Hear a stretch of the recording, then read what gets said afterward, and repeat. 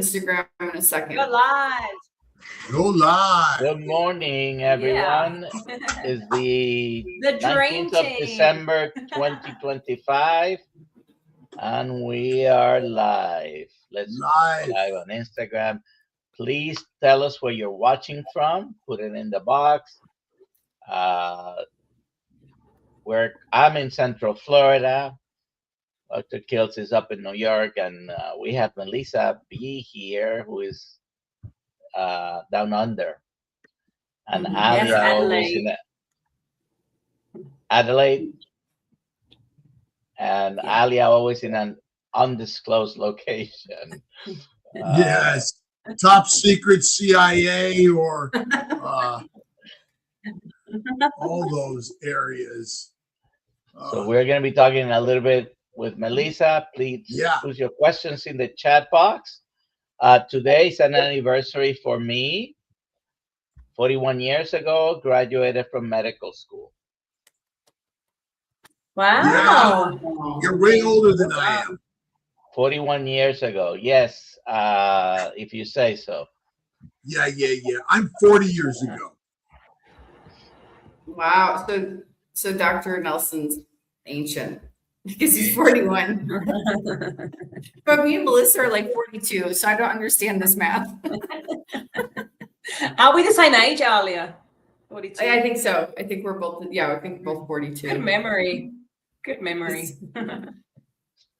We're here to share the story around the globe, and we have Melissa Bay here today talking about her life adventure and how she managed to slip and fall into this crazy carnivore lifestyle. Yes. Melissa, yeah. Why'd you take it from that start? How about that? You're here to share. Well, I didn't quite fall into it. I had no other choice at the time when I was needing to go carnivore, because I was training for a bodybuilding competition, a bikini bodybuilding competition. And I got sick about 6 weeks out. I was doing more of a keto preparation for the competition. And before that, I had done paleo, because of some health issues. And then can you hear me okay, Alia? Is the volume, all good? Yes, we can hear you. Making some faces, I'm just making sure.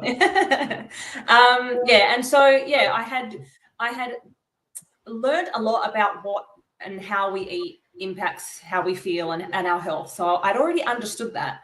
And I did paleo, and then I had kids, and I went through a divorce, and ended up finding a coach who then put me onto keto, and I had amazing results with that. And from keto, I was training for this bikini competition, get sick, and lose about 3 weeks of my comp prep. And from there, I literally had nothing. I had to do as much as I could to, prepare to be on stage. And so, my coach said, you should try carnivore for the last 4 weeks, which is what I did. Helped me look incredible on the stage and did what it had to do for me aesthetically. But where the biggest impact for me was the experience in terms of how I felt. So yes, it made me look amazing, and it does make you look amazing, usually very vibrant, lean, healthy, helps, I built some amazing muscle. But how I felt was the key point for me, and I'd never felt better. And from there, I just decided to keep going. And so what exploded your desire to share it with the world and unpack it and unfold it through your experiences? Yes. So in the past, when I'd had my kind of initial health crash, I was 26 years old. And I remember coming out of that and saying, I was looking for information that others may be looking for too. And I love running events. I love community. I love bringing people together. And so I just I started running retreats and wellness days and live events and film screenings, keynote speakers. And I think, about a year or so after I went carnivore, I was seeing what was happening over in the US. And I think it's it's just such a surreal experience for me to be so connected with you all, because initially my vision was, like I saw KetoCon, which I think is now Hack Your Health, and I saw those events happening in the States, and I thought, there's nothing really happening in Australia. Maybe I can invite some people to come together and we can have an event here in Australia, which is exactly what I did last year in November. I asked Dr. Chafee, Professor Bart Kay, Kerry Mann and Adam were here, Bella, Max were here, and a whole heap of local Aussie carnivore leaders as well. And we had a full house, like 350 people. I just didn't even know if there were any carnivores in Australia. Well, it seems like there actually are thousands of carnivores in Australia. And so I had that event last year sold out. We had Melbourne, where Dr. Kiltz attended in April, another, 250 people. And next year I've released the date. Not the guest speakers though, but we can say that Dr. Kiltz will be there. But September 12 next year in my home city, Adelaide, we will be hosting the biggest carnivore live in Australia yet. The guest speaker lineup is incredible. It will be just so empowering. I know from who's coming what that day will be like. That whole, experience for people will be just, priceless, really. So, yeah, I'm really excited about that. Really excited. And by the way, to answer your question, I don't think I should have an experience like this and not share it with others. And so my passion and my purpose work lies in having an experience and sharing it with other people. Why would I have this experience and keep it to myself? I sort of, you went through divorce and struggles and challenges and hardship, which all of us seem to go through these hardships, challenges, and struggles. And it feels as if, and when I use the word slip and fall into them, because it starts with one thing that leads to another. And that's kind of how I look at the slip and fall. And then when suddenly these things show up in our lives, and I mean, carnivore is just so crazy. And can you maybe talk about how this crazy has been so amazing? And are we meant to only eat meat always? Or is there room for incorporating other things? And is maybe the fact that we don't eat fat the single biggest problem?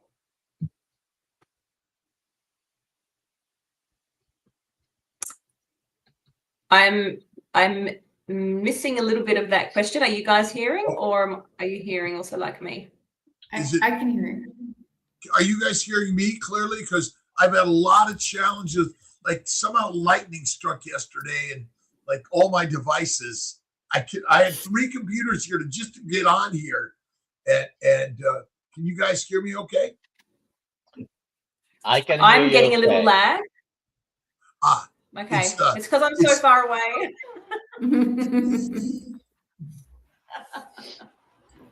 And in the future. Can people in the keto world, by adding fatty meat, minimizing the plants, eating less frequently, get similar benefits as a start? Yeah, let me share so when I started my health journey, when I was 26 years old, I was diagnosed with tinnitus or tinnitus, however you want to say it. And back then I was eating standard American Australian diet, which was terrible, really terrible. I had no concept, I had no understanding of how what I was eating and drinking was and how it was impacting my health.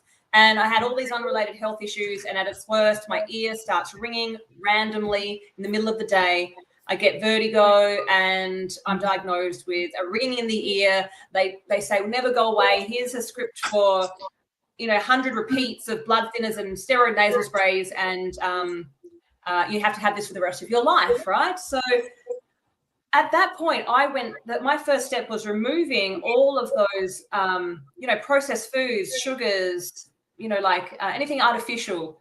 I also removed, wheat. At that time, I also did dairy, because paleo didn't really have much dairy, I don't think. So I had amazing results doing that kind of diet because I eliminated all the things that were really causing my inflammation and for my, my gut issues, my skin issues, so I think, I think you can definitely do something like paleo or keto, because I had amazing results on keto. And yes, I was like a high protein keto girl, and that was working totally fine. I felt great. I felt amazing. My body was responding well. My health was responding well. Everything was totally fine. And yeah, of course, anyone can choose to live like that. It's up to you what you want to do. But for me, when I go to carnivore, it just takes things to the next level.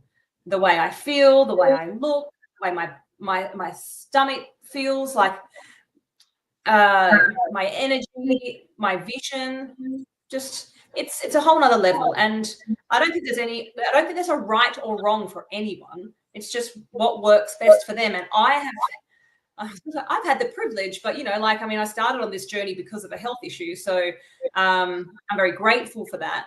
But everyone can try it and see how it works for them.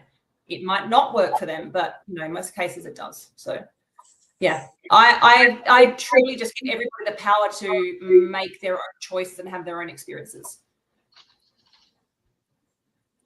Do you think that the mindset and part of coming to these events like yours around the globe in person has a powerful mental clarity of these concepts, and it begins to build the mind? Because many of us fail because of our mindset that says we can't, or it's not right or hard. And so it's critical to join the communities and come to these events, especially if you're uncertain. Yeah, what I've noticed, and through my just so many conversations with people, is that firstly, they usually don't know where to start. They're really unsure where to start. And once they either do start or they think about it, they want to be around people who are doing the same. So for me, community is one of the most important parts of this journey. To be around other people who are doing what you're doing, who understand why you're doing it and are doing the same, is just so powerful for people, because often people feel very alone and isolated and misunderstood. It doesn't matter how vibrant, lean, healthy, happy, grateful, it doesn't matter about all those things. When people hear I eat only meat, some people just still don't get it, and they still don't think it's right. And that's up to them to choose how to feel and what to think.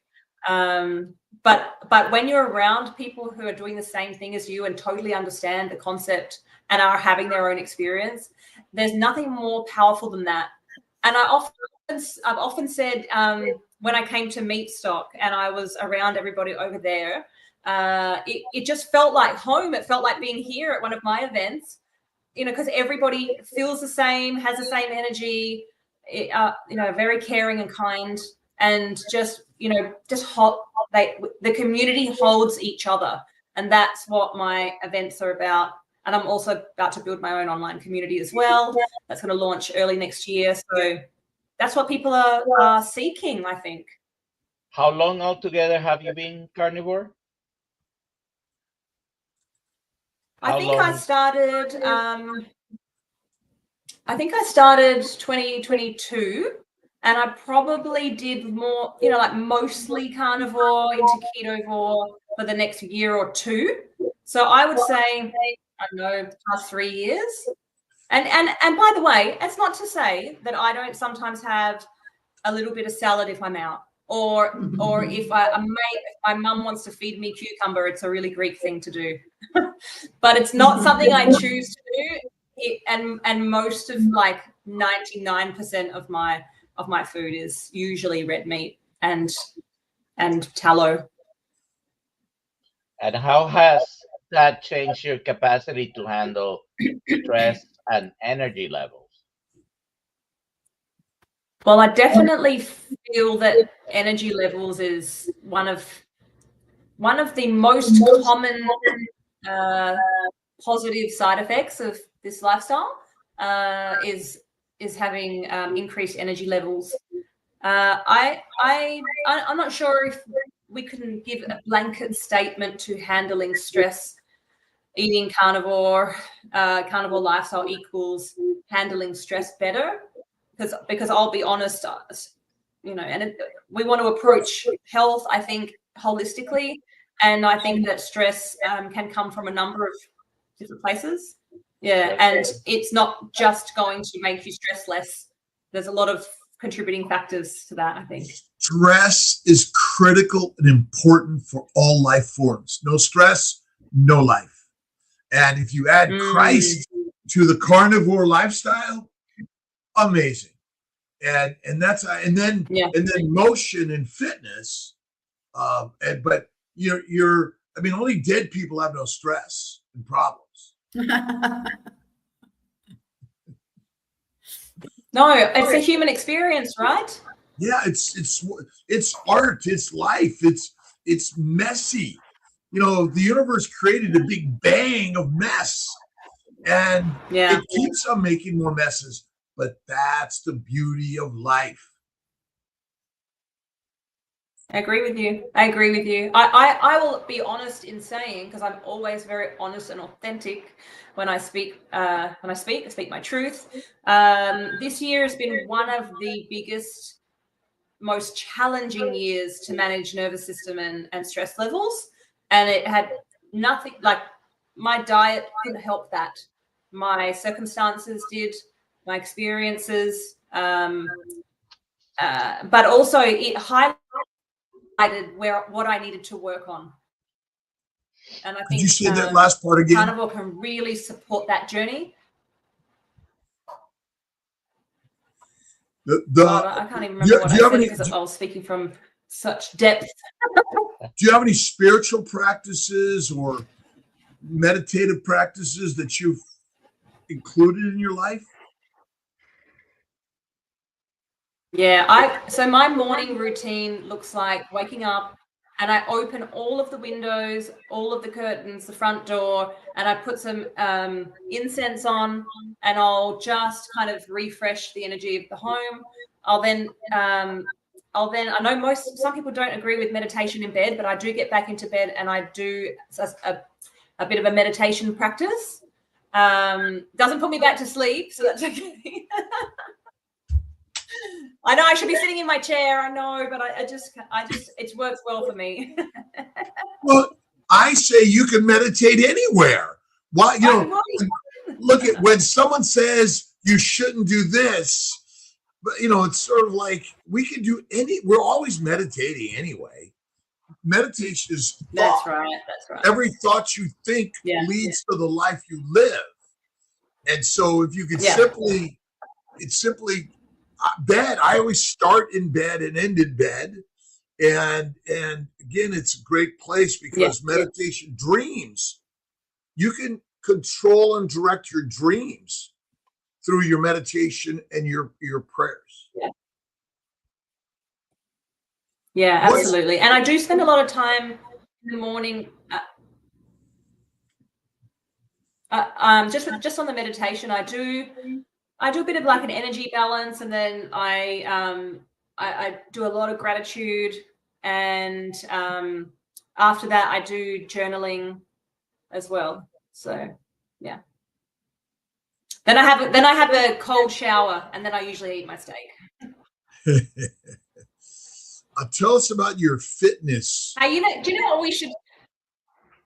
Oh, I was just about to say, on the cold shower, we should tell Scott at the meat stock at the speakers cabin. We should arrange an ice bath, cold plunges. We can do that. As long as you offer me, if you offer me a hot tub and a cold plunge. That's what I love to do. I do them both because I love the the opposites, the yin and the yang, because that's part of what we Yes, need in life. yeah. We need this opposites in order to strengthen us, because it's sort of like it's always good or always bad. Those are both it's, you got to put them both in, because that's part of life. When someone, again, why complain about your problems? Because complaining doesn't fix them, but talking about them does, in a way that you think of them as a gift. Yeah. The pieces of the puzzle. Are there questions coming up, Dr. Nelson? Yeah. I think we have a couple on some comments.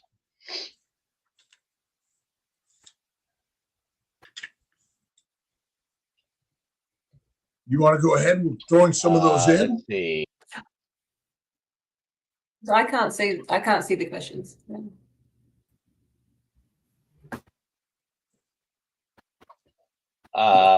This mine is asking, what kind of doctors are these? Or is this nutrition? You want to answer that question, Dr. Kiltz? Well, let's see. I'm an OBGYN and a reproductive endocrinologist. Dr. Nelson is a family practice physician, and we're a metabolic health practitioner. And a metabolic health practitioner. We're all life practitioners, and Melissa's a life practitioner. Alia's a life practitioner, and I maybe Melissa, you can answer this. Did your standard doctors give you advice how to truly heal your life? Melissa? No. No. And so, no, they did not. And so, does a degree or label for any of us matter? Melissa? I think no. I don't think so. No, it's. I think experience speaks for itself. So does results. Yeah. Yeah, and nowadays on these little devices, wherever you are in the world, you have all the knowledge of the world. You can learn everything from being a doctor, a lawyer, a mechanic, or an iguana hunter. and with social media, we're here to share ideas. One of the things I've learned, some of us are quick to condemn, and some of us are listening and learning from everything that God has created. Because I've learned from things I didn't believe about, and we feel the energy that pushes us away, but that's the time to stand still and look in, because what Melissa's doing, what Dr. Nelson's doing, what Alia is doing, and what everyone here are doing are changing people's lives with no drugs, right? No dissections, and no authoritative doctors. The system is hurting us, and I am in the system. I'm here to help the system change, or at least it's kind of looking at life as yin and yang, at Eastern and Western concepts and ideas. And how can we do that more? We appreciate everyone stopping in and going to drkiltz.com, where we have Melissa there and Dr. Nelson there and Alia there, and links to everyone that we've learned from. Who are your initial sort of teachers out there that you really sort of focused on in order to gain your knowledge and then begin to dig in with your experience? Yeah. I can honestly thank my friend and coach, Anthony Fayez from the Lean 7. He honestly was the biggest influence on me throughout my initial journey into keto. And it was him who would make me sit and watch videos of yourself and Dr. Chafee and Dr. Baker and Bart Kay. We would watch a lot of Bart Kay. And I was the type of person that needed to be told something. Like I can't sit and watch those videos for very long. It kind of comes in and out. Anthony has a really great way of kind of telling you what's going on in a really easy to understand way. So he was the coach that said to me, you should try carnivore for the last 4 weeks. And then from there, I spent, a lot of time listening to, the doctors and Professor Bart Kay, and just learning and hearing people's stories. The stories are what really got me, all the different stories.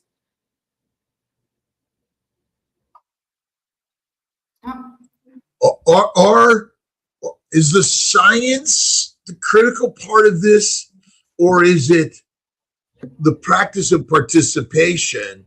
I kind of look at this as a spiritual journey, because there's so much positivity in these groups and connections. There isn't the show me the paper, prove it to me. It's like isn't this enough? I agree. Yeah, I agree. My experience alone was enough to be convinced of what this can do for me and for others. But I've heard so many stories now that you just can't make this up. It's like when you go and book a hotel and you're looking for the best hotel to stay in, and I go and look at all the reviews. I want to hear people's opinions. I want to hear their experiences. Now, these stories, and I often, when we have meetups, I've had a meetup just recently, and I've got someone I'll connect with you. You need to have him on. He has the most incredible story to share. And you just can't make these stories up. They are so powerful when you hear them. But hey, when you hear 1, 2, 3, 4, 5, 10,000, that's the power, I think. Are we simply poisoned by a plant propaganda path? I don't know. Eat your fruits and vegetables, salad, cereal, and fiber.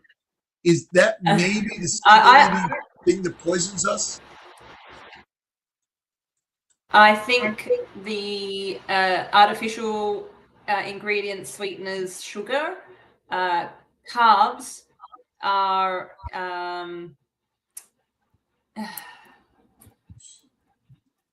I think from my own experience, I was doing keto and I was doing really well, feeling amazing.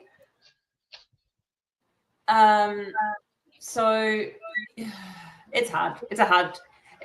All the carnivores would say, yes, the plants are causing a big problem, and they are. However, I think when you've got people like Sally Norton sharing important information about oxalates, you have to be decisive. You have to make your own decisions on what you have. Yeah, I know. But yet there is a truth to plants or live organisms. No organism wants to die, right? I mean, would you purposely really eat bacteria, yeast, and viruses thinking they're good for you? I think no. If they knew better, they would do better. So I think most people just don't know what they don't know. Yeah. And so, what's your purpose? Oh, we're going straight to my purpose from the plant conversation. Well, you said people said they just don't know what they don't know. So yeah, I'll tell you what my purpose is. Yeah. Your purpose is to help them know what they don't know. Yeah, it is 100%. And like I said before, this experience is not reserved just for me. So it's important, and it is my purpose to share the information that significantly helped change my life with others. And that's why I run my events. That's why I'm creating community, because I feel everyone deserves to live like this, and most people aren't. Most people aren't living like this. They don't know how much better it could be. And so you think that if we eliminate the processed foods and eat mostly fatty meat, and again, I'm saying this again, and minimize the plants, but if you eat them, cook them well to minimize the toxins, simplify the sugars, and eat less frequently, and have faith in God within all of us. Is that a simple? And then connect on Melissa's lives and Kiltz, Alia, and Nelson's lives and all of our stuff. Mm-hmm. Yeah, absolutely. No, I agree. Community is everything. By the way, I think that makes this experience even more powerful when you bring people together. We had a meetup recently in a beautiful winery in the Adelaide Hills, and we didn't drink wine at the winery. They did a carnivore lunch for us. And by the end of the afternoon, we all took our shoes off and we sat on the grass and we shared information and stories, and just like we left there with our hearts full and really nourished from the connection. And I think that is just as important as the food we were eating on the table, you know? Life is through we are herd animals in our nature to connect with others and find common beliefs and connections. But ultimately, we want to hear a story. We want someone to tell us a story. Who's your favorite in the stories? I was going to say, in the stories, I think people, the storytelling helps others to connect that story with their own experience. That's why the stories are important.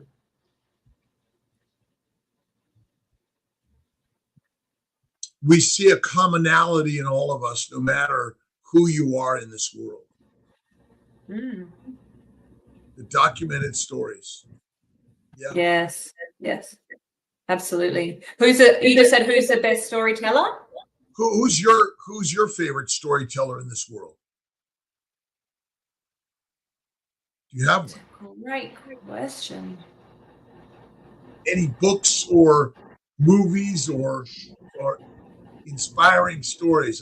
I always go to the Paulo Coelho, The Alchemist, or oh, you said that to me. I remember. Viktor Frankl, The Man's Search for Meaning, and always love Jesus Christ's words and Christ-based teachings and others. But it's inspirational stories that motivate us because there's a hero within all of us. It is there. Nobody is any different in this world. Doesn't matter your money, your fame, your size, anything. All the same. Yeah. I agree. I just like to read anything that's inspiring and it inspires and empowers me to be better. I have from a really young age always been seeking knowledge and the sharing of stories, and a bit of a sponge when it comes to that kind of thing. And I like to learn and then apply it and learn and apply it. And so, when I get recommendations for books to read, or these days I love to just listen to a podcast while I'm driving, maybe in the hills. And I can't do books so much anymore, hard copies, because I often fall asleep when I'm reading. Well, then you got a little bit in, and then it's a good way to fall asleep. And so, I think I have both hard books, audible books, all sorts of, and telling stories are so critical and important in our life. But absolutely. I have the same. I don't know if I called it a problem, but it's sort of like I read a page. Oh, it's perfect. The next day I read a page. By the end of the year, I finish the book. Or in some days. What's this comment here, Dr. Nelson? Which comment is that? The one that's up. I was talking to a friend yesterday who said that you must have carbs for brain health. He said that the sheath covering of the brain is made out of carbohydrates. Thoughts? Well, it It is. I know Dr. Kiltz is going to talk about the glycocalyx. The person probably was talking about the layers, either the layers that cover the brain or that cover the nerves, and they're mainly made of fat, actually. And then we have something that covers every tissue, which is the glycocalyx. So, the sugars are critical, and they are the building blocks. And actually, protein is a minor player in that. It's the sugars. No sugar, no links, no membranes, nothing. And that's the kind of interesting part, is the glycocalyx is that. But if she was talking about the myelin that covers the nerves, it's a fat layer. The myelin sheath is a glycocalyx-rich layer. That because electricity is sent through sugar, because it's the most energetic particle. And so I'm just going from what I've been learning. I've got a new paper I'm putting out. I'm not done with it yet. But ultimately, the glycocalyx is why life exists. Structure requires sugar. And we think protein is it's the free. You're breaking up, Dr. Kiltz. Aw. I'm frozen now. Okay. Is he still frozen? That was a good way. What did you do, Dr. Nelson? You were frozen. We didn't hear the last part. Just do to me. And if you read books like The Sugar Code or including glyco, that is the science masterful. I don't know what's wrong with my thing. We were talking about meditation a moment ago, and the Psalms 19:14 says, "May these words of my mouth and this meditation of my heart be pleasing in your sight, Lord, my rock and my redeemer." Many verses in the Bible talk about meditation. It's the best medication to take every day is meditation. Yeah, getting still, being with yourself.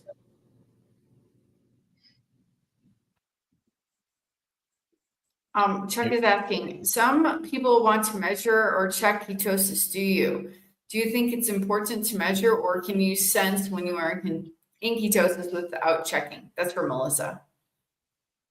I've never, ever checked in my whole experience. Never. So I can say I don't think it's super important because it hasn't impacted me either way. So yeah, that's my experience. I know a lot of people do. It seems to have to be more crucial on people who are trying to deal with certain problems, particularly central nervous system problems, like epilepsy, for example, any brain-related issues, cancer as well. So some people like to keep track, especially if they're trying to reverse those problems. Dr. Kiltz is back. Well, let's see. So testing is never required. It might be a little entertainment for us, but it's just play, and it's not required. Do the work. The outcome will happen. Good. Faith is always first. Val Perry, 89. I was talking to a friend yesterday. Oh, we talked about that one already. Done. Yes. It's done. Next question. Ms. 9788. What advice would you give to a patient who has a lung nodule and norm cystic anemia? Normal cystic anemia. All right. Well, Dr. Nelson. Well, let's go with Melissa first. I was going to say the same thing. What do you think, Melissa? I have no comment on that. Well, eat fatty meat and eat organ meats. I think they're great. And it sounds to me, I mean, tumors are caused by sugars, even though sugar is important for structure and communication, not energy. Can I ask, because there's been a lot of discussion recently in amongst the community I've been in, and they're talking a lot more about mitochondria health, our circadian rhythm, red light therapy, like grounding. For something like this, I wonder, is food the only answer, or I believe, again, holistic approach. So yes, we change our food, we work on mindset, and we move, but then there are other modalities that can help us even further. I think meditation, prayer, get out in nature is simple, and eating a fatty meat less frequently, get the majority of the plants out of your life, because they turn out to be the fermenters, and they contain the toxins.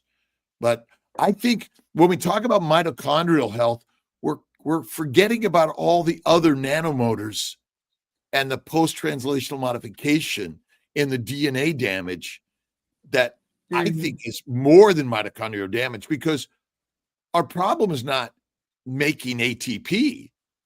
Our problem is toxicity to the mechanisms. Like our car has plenty of gasoline in it, but it's breaking down. And so I don't think ATP and the mitochondria are a problem. I think it's related to post-translational modification damage and other nanomotor damage that's caused by foreign sugars, glycans, and fermentation. But yeah, I think getting out in sunlight and cold and hot therapy and connecting with these groups, community is still like the biggest, most important thing, because that's where we share and learn and find love of life. Absolutely.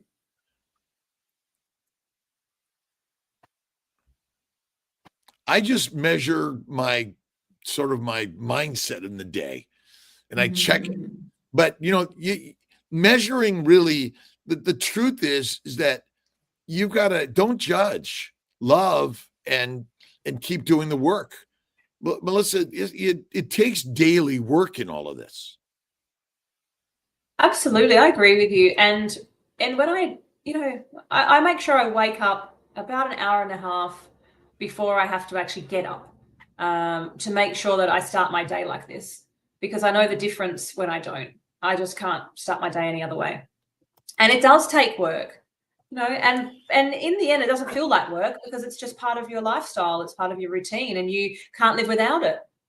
So what is the routine that you go through in the morning? Meditate. I open all the windows. I let fresh air in. I put on some incense. I meditate. I journal. Gratitude. Bit of a gratitude practice.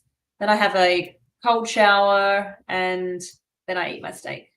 I also listen to something positive first thing in the morning. So yeah, movement. Yes. Yeah. I lift weights, build muscle. Yeah. And you don't need weights. You could use your body, push-ups, pull-ups, sit-ups, get-ups, roll around in the grass, go to the monkey bars and play there, because as we're getting closer to heaven, we got to keep moving. Movement, so important. And coming on live and sharing your stories, it can be a little sort of daunting, and so many of us are afraid to tell our stories and share our failures, and all those sort of things in our lives. And but I think we're here to share. Oh, absolutely. Yes. I was at a dinner the other night, and somebody mentioned that I was carnivore to somebody else, and and they just, oh yeah, I've heard about these carnivores. They're a little bit, and I said, a little bit what? And I think what happens is we're a little bit, we're really high vibration. We're very, very energetic. We love deeply. And we're very happy, fun, we're a happy, fun, passionate group of people, Passion is what life is all about. And it's artwork, it's connecting work, it's community work to help those suffering. That's what this is about. And I suffered, and I know how I healed through incorporating these ideas of a carnivore lifestyle. And I don't call it a diet. I think it's the wrong word. Diets are dead. And it's a lifestyle. You're right. Yeah. And what is it about having to ask? Would you truly, if you had meat and ribeyes there, and great beef and pork and lamb, and then you had some grass and grains and unripe fruit, which one is it really driving us to eat? Because meat needs so little processing, where everything else needs massive processing. And it's very simple. Which is healthier to eat all the time, raw meat or raw plants? Well, raw meat, I assume. Yeah. Right. And so we likely evolved. Do you eat raw, Melissa? No, I know you wouldn't make me do that, and I didn't. We have a question on Instagram, by the way, I would like to ask. Say that again. Jamie Easton, 5 months in, I still haven't conquered leg cramps at night. Tried electrolytes, magnesium, and now up my water. Will they ever go away? Massage, acupuncture. I feel great, and I'm healing. More stretching, yoga. These are where I think you just need to stretch it out. But so this is where more fasting and fatty raw to rare meat comes in, because you're not getting enough fat, and you may be eating protein poisoning is real. And I think most of us focus on protein, which is not right. It's fat. Rare to raw, black and blue.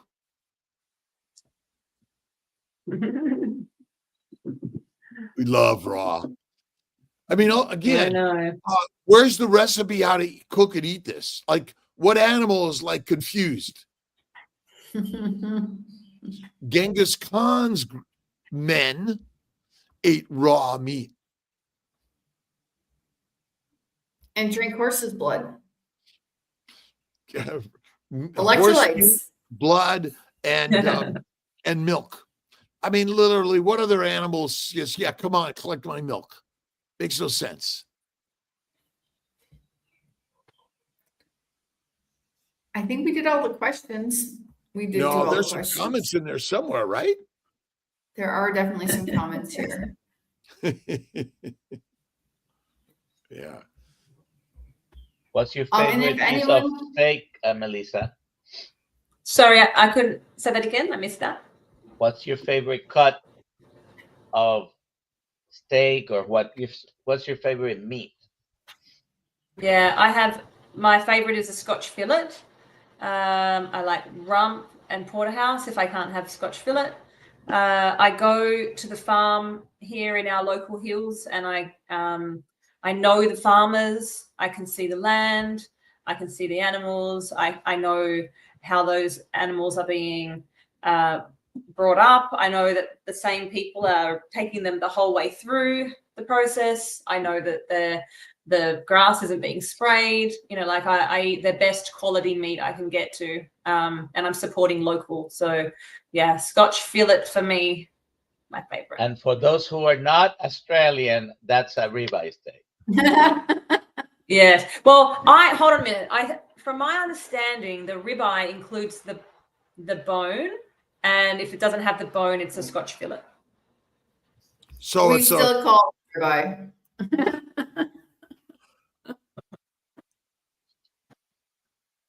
Yeah, Let's it is. see. It's great. And what's your temperature you like it? Oh, I just fry it on the pan usually. Because I just have to be very quick. Whatever's quick and easy for me. Unfortunately, it's also very hot here at the moment, so I'm not going outside and doing a barbecue. But yeah, I'll just do it on the fry pan with some tallow. Do you eat it medium rare? It's usually medium rare. Yeah. Melissa, you have two boys, right? You have two boys. I've got a boy and a girl. A boy and a girl. And how do they eat? Look, this is an interesting conversation, and it's not as easy as saying you're the mother, you feed them, you buy the food, you feed them. Yes, that's true. I am the mother, I do buy their food. However, my kids are also not with me all the time, so I can't control all the food they're eating. I also don't want to force them to eat anything. I want them to want it themselves. So I try my best to give them low carb, natural, you know, if they have sugar, it's fruit. Do they eat other things? Yeah, they do. I'm not going to lie about that.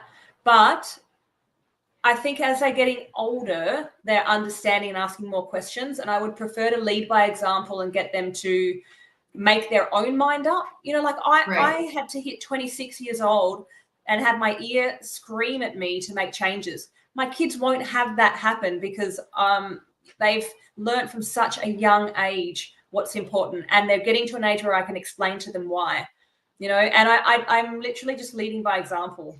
My daughter loves steak and eggs in the morning. That would be her choice, you know. So yeah, my son likes a lot of fruit.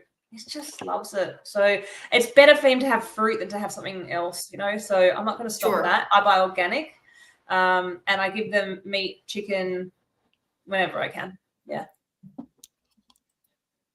Inorganic food is like Beyond Meat and fake stuff, because all the other stuff is made by God anyway, and not manipulated by man, which is kind of crazy. But you know, that I think, you know, natural. So it sounds like you get really local, the nature's processed with man's guidance, obviously, because there is some husbandry in all of this, I think, and you know, that's the beauty of it. So you want to get to that question? I think. Yeah. Dr. Kiltz, you talked about visceral fat on Jenny Mittich. Would you talk about visceral fat, good or bad? Well, nothing your body makes is bad by itself. It's manipulated by the environment you live in and the food you consume. And so, I mean, if there's going to be a famine, you better be fat enough for that famine or that hibernation or gestation. And so visceral fat is no different than any other fat, in my opinion. So if someone has significant central obesity or obesity period, it's usually an indication that they were usually a high plant protein, low animal fat eater, and 3 to 6 meals a day, which the food is the cause of damage and disease. I mean, glucose in itself isn't a poison. Nature makes glucose, and we can eat glucose, and the body is fully capable of converting it to fatty acids, VLDL, in the liver, and using it for energy. But it doesn't make any sense. We tell a lot of scary stories like, oh, you're obese, you're sick. Obesity doesn't cause sickness. It's the food that you constantly consume in your gut and placed there that is the cause of disease. So again, there are indications like an elevated glucose level isn't the cause of disease one time, but the fact that you're consuming a lot of sugar, plants, protein, lean meat, and a ton of food, which causes visceral fat to build up because the body is like, okay, you're eating like you're hyperphagic, getting ready for hibernation, migration, gestation.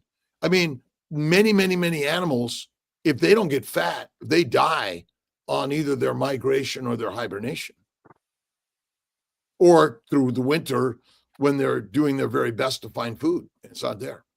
So visceral fat doesn't cause disease. Controversial. Very. And sugar is the energy of your body. So potentially you're causing your own disease by putting stuff in your mouth too much and too often. Yeah, and the wrong stuff. I mean, a peanut could kill someone rapidly. Heroin, cocaine, marijuana aren't good for us. Neither is a lot of caffeine or things like that, or tobacco, nicotine. And so you're blaming what you are. In essence, that's not the cause of disease. It's like your beautiful car. Your beautiful car was built just right, but you put in the wrong sugars, the wrong fuel. Basically, when we say fuel, we have a oil refinery in our body. It's called the liver. The liver converts the sugars and amino acids to fat, or you die. Lewis wants to know, does visceral fat damage the liver? Fat doesn't damage the liver. You might have a fatty liver, but fat is not the cause of the damage. The liver's job is to make fat. And so it's kind of like we look at someone obese and say, oh, you're unhealthy. Well, there are skinny people that die of cancer all the time, and diabetes and all sorts of things, and strokes. So I think maybe science, remember, science wanted you to blame fat for everything, and they claimed glucose is your energy. The scientists that wrote the science are the same scientists today as yesterday that want to make money, be famous, do all the same things, have a mate and build a family, get into trouble. Visceral fat and fat doesn't cause anything damage-wise. Melissa, where can we find you? I mostly live on Instagram, so I'm at Melissa BEE.au. I also am on Facebook as Melissa B as well, .au. If anyone's interested in my events here in Australia, it's Carnivore Live at Carnivore Live. And you'll also find a link if anyone is interested in my new online community that I'll be showing up in pretty regularly and bringing people together. That is globalcarnivore.co. There I am. Yeah, that's it. And I like to just, post my experiences, whatever inspires me in the day, I post about. All righty. Alia. So let's do the giveaway. Hit the button. Buttons hit. The button's hit.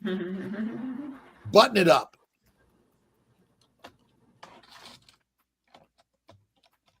Teach you magic, man, Leo. Yeah, please email me. You know what to do. Awesome. In fact, we'll do another one. We'll do one more. We're giving away the Kiltz Health Winter Digest. Let's see. Who else is going to win one? I go for Dr. Kiltz. Linnea 74. Okay, please email me, Alia at Dr. Kiltz with your address, name, and we will get that sent to you. Congratulations. There you go. Congratulations. Thank you so much for having me on. Sure. You do have a YouTube channel, but you don't do a lot of. No, I don't.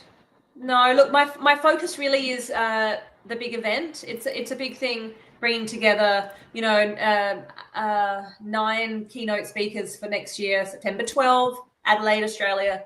It's a big thing to organize an event like that, even though it's once a year. So that's my primary focus, as well as the new online community, and just showing up every day on my Instagram and sharing some kind of knowledge, experience, information with people. Yeah. Awesome. We so appreciate you, Melissa. You have such sparkle and energy, and keep on your purpose and passion. And we love you. Thank you, everyone, for being here. Love you too. Love you all. Thanks, everybody. Bye. Thank you. See you next time.